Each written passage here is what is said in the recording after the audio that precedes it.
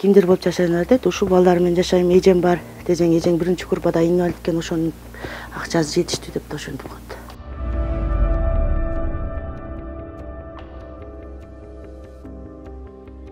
Өлкөдө жөлөк пулдун өлчөмү 2022 жылы 1200 сомго көтөрүлгөн. Инфляцияны эске алганда бул сумма бир балага жетишсиз деп жакында эле эл өкүлдөрү айтып чыгышкан эле. Бирок өлкөдө ошол жөлөк пулду дагы таптакыр ала албай жаткан жарандар дагы бар. 5 баланын энеси болгон каарманыбыз Сокулуктун айылдарынын биринде жашайт. Ал көп жылдан бери балдарына жөлөк пул алуу үчүн тиешелүү органдарга кайрылып, бирок ушул убакытка чейин ала албай келет. Бардым акимчиликке 3 жолу бардым. 3 жолу бардым, барсам бүгүн эми аким кабыл албайт, бүгүн иш күнү эмес деди. Кайра кийинкисинде барсам озо эме кылды. Тиги эмеге бар, шопокувга бар деди. Шопокувга барсам озо аяктан биз чыгара албайбыз. Помго бар деди. Паспорт столго бардым, паспорт столго барсам озо эме жок. Пасой азыр чыкпайт деп ошентип койду. Барасың, барганда эле көрүш керек деле го, ошо мен келген деле жок. Азыр пасой чыкпай калган, ар ким өзүнүн баласын өзү багыш керек. Деле акча эметпейбиз деле ошентип чыгарбай койду. Канча жол бардым. Каарманыбыздын эң күчүү балдары эгиздер. Алардан тышкары дагы 3 кичине балдары менен бир бөлмөлүү батирде турат. Учурда эптеп тапкан акчалары тамак ашка гана жетерин, жөлөк пул алса, балдарынын окуусуна, кийим кечесине жардам болорун айтат. Бүттүгүнөн эле эч жагына эмете албай, жеткире албай эле ошондук. Тияктан барып карыз аласың, кайра бияктан келип карыз аласың, же балаңа жеткире албайсың, же тияна жеткире аласың. Айынан эле кайра квартираң келет, кайра тинде бололучу. Так, жок дегенде пасая чыгып калса да бир жагына жетишет болчу да. Өзүбүздүн 4000 сом квартирада жашайбыз. Балам бир өзүнө кроссовка болсо, бир өзүнө ботинка, бир өзүнө кийим, бураларга сүт, памперс деле эч жагына жеткире албайбыз. Жок дегенде квартирабызга же светибизге же бирдекеге жарап калмактан өздөрүнүн кургак сүтүнө, памперсине жарап калмак. Беркилерин жок дегенде өздөрүнүн тетрадьтарына жарап калмак да. Жөн кайсам мен. Сокулукта балдарына жөлөк пул ала албаганына даттанган энелер көп. Алардын бири 6 баланын энеси Перизат Рыскулбек кызы. Перизаттын дагы жашоо шарты оор.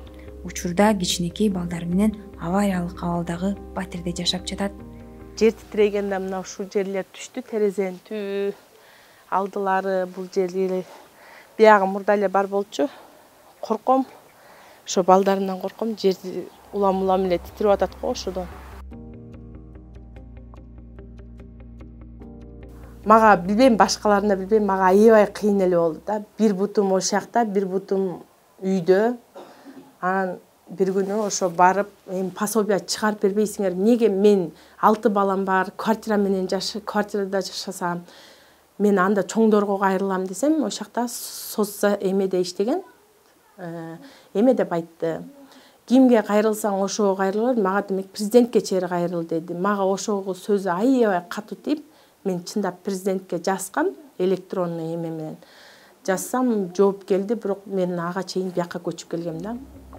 Перизат каттоосу жоктугунан улам жөлөк пул ала албай жүргөн. Учурда толгон токой документтерди тапшырып, эми гана жөлөк пул алып баштайм деп күтүп жүрөт. Мен ойлодум, болду, ушу менен пособие мага чыкпайт эми. Квартира алып ар кайсы жерде жүрсөң, биякта учетуң жок болсо, пособие алыш чындап кыйын эле экен да. Мен ошентип ойлодум да, мындай үй жок, мындай кембагалдарга анча карашпайт экен депчи. Деп ойлогом, бирок деген мен атымдан бир эже кайрылган экен, ушу Беловодскийдин эмесинечи. Токтоп калгандан документ тапшырып, мына эми апрелден баштап ала баштайм. Кыргызстанда жакырчылыктын деңгээли улам жогорулап жатат. Акыркы статистикалык маалыматтар боюнча 2020 жылы өлкөдө жакырчылыктын көрсөткүчү 25,3% болсо, 2021 жылы дароо 33,3%га жеткен. Ал эми 2022 жылы пайыздык көрсөткүчү 0,1%га азайганы менен иш жүзүндө жакыр катмарга кошулган кишинин саны 88,7 миңге көбөйгөн. Жок.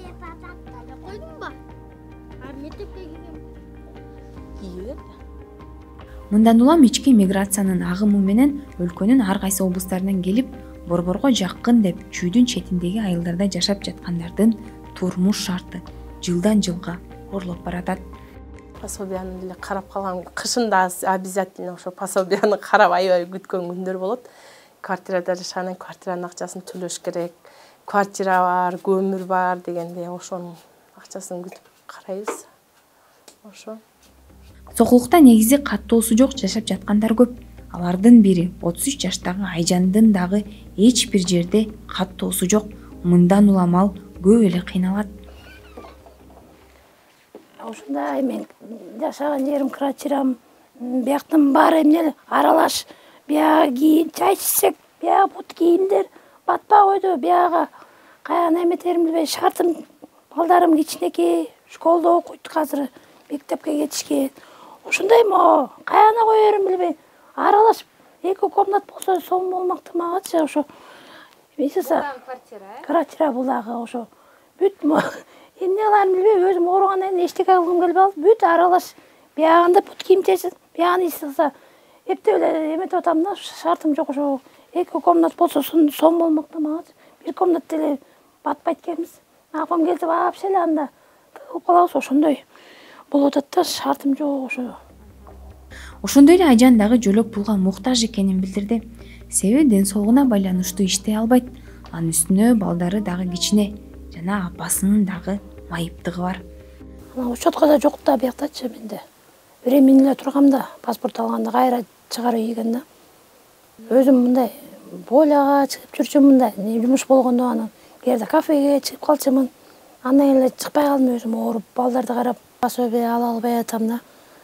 Кыйынчылык болуп атат да ошо балдарга. Өзүм менен эле тиги эмне өзүнүн кийимдерине, жол кирелерине жарап турса, меники каяна жеткирем. То продукту, то айланып эле кайра эле квартирага келип калат. Ошо менен жетпейт экен бир кишиники. Ошентип эле тиги балдарга чыгарып берсе жакшы болот эле дегем да. Сокулук районунда үй бүлөгө көмөк жөлөк пулун 181 үй бүлө, анын ичинен 640 бала алат. Жергиликтүү бийликтин айтымында жөлөк пул атайын текшерүүдөн өткөрүлүп, үй бүлөнүн киреше шарты мыйзам менен каралат. Мамлекет тарабынан минималдуу кепилденген атайын кирешенин өлчөмү бар да, ал киши башына 1000 сомдон ашпаш керек. Эгерде бул үй бүлө көмөк жөлөк пулду чектерде үй бүлөнүн баардык киреше булактарын түрлөрү кирет. Эгерде киреше булагынын өлчөмү киши башына 1000 сомдон ашып кете турган болсо, анда үй бүлө көмөк пособиясы чектөөдөн баш тартылат. Көп балалуу болсо дагы, ооба, эгер 1000 сомдон киши башына чектелген, кепилденген ошо суммадан ашып кете турган болсо, пособия чектелбейт. Ошондой эле жергиликтүү бийлик биздин каармандардын жашоо шарты менен тааныш экенин, өкмөт мындай үй бүлөлөргө атайын башка программалар бар экенин билдирди. Эң биринчиден бул пособияны чектегенге чейин бизде активный атайын активный мералар бар да. Жумушсуз бөлүмү бар, мамлекет тарабынан берилчү бекер окуулар бар. Ошондой окуу менен, жумуш менен камсыз кылганга биз аракет кылабыз, эгерде үйдө жумушка жарактуу жарандар бар болсо. Андан тышкары өзүбүз тарабынан дагы ар бир үй бүлөгө мониторингке чыгарылат. Белгилей кетсек, 2024-жылы мамлекеттик бюджеттен социалдык төлөмдөр үчүн 62,7 миллиард сом каралган. Бул тууралуу Финансы министрлиги маалымдаган эле.